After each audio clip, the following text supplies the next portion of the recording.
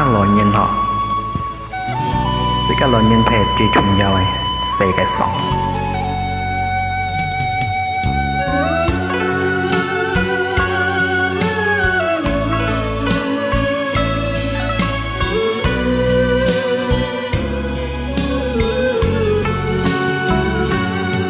tiếng to nghe ra vui ăn thay ngài ăn khu kiến hàng ngày chẳng hiểu liều cái hết trói xây cài hết con mò má cài muốn nhìn còn sai muốn nhìn hiểu liều cái ăn khu nghe treo chút lời thôi bàn trò hi mong giờ vui có to phá siêu khu sa chiếu hó trò chúng nhau già oi cái chuyện thi hò hiểu sang nhìn trong chiến chiến oi hiểu xiong chiến chiến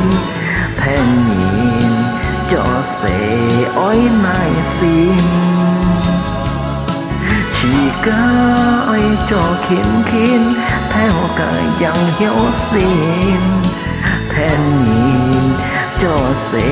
che nhau hiền oi xiong chiến chiến chỉ cả diệu cả thiên bà ama ngã lò nhìn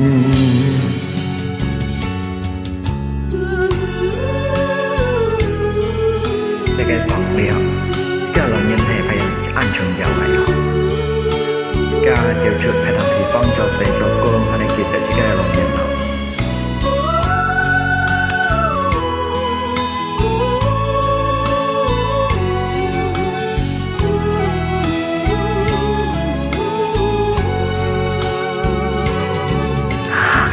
sáng nhìn cho xí chín ôi hiểu xiong chín chín hèn nhìn cho xe ôi này xin